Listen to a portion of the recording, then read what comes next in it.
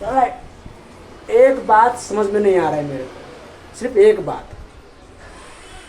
ये देखो, ये बाथरूम है, ये बाथरूम है और ये अंदर नल है, नहाने का भी है, टॉयलेट बाथरूम, इधर भी नल है, ठीक है। ऐसे ऐसे लोग हैं दोस्तों इस दुनिया में।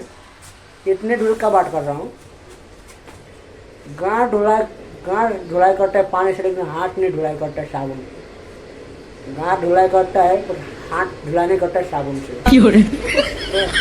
पेशाब करता है तो पानी नहीं डालता है बाथरूम में। हाँ? ऐसे ऐसे लोग हैं, और हो सकता है कि उसी हाथ से भी खाना खा रहा होगा वो।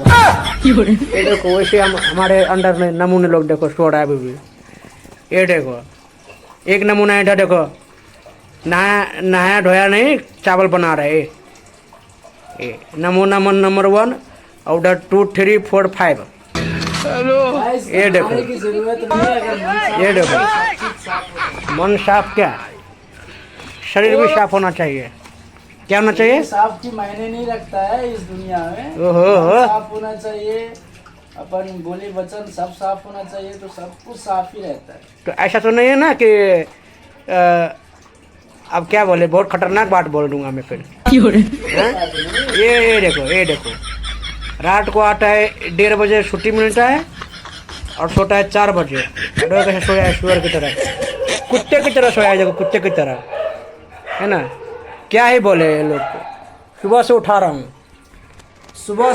हूँ, 10 बजे से उठा रहा हूँ, भाई उठ जाओ उठ जाओ उठ जाओ, उठने का नाम नहीं ले रहा है। ये क्या बताया, मेरे को बोलता है 4 बजे उठ कर, 8 बजे उठ के दिखाया था। सुबह तो 4, शाम को, रात को सोता है 4 बजे और 12 बज रहे अभी, उठने का नाम नहीं है। सोचो क्या बोले अभी ये लोग को। एक बंदा इधर है जो बिना नहाए धोए कुछ किए बिना खाना बना रहा है। ये देखो, खतरनाक से भी खतरनाक आदमी होता है ये। चलो जान दो, क्या बोलना है ऐसे ऐसे लोग को, क्या बोलना, आप लोग क्या बोलना चाहते हो बताओ, कमेंट करो फटाक से।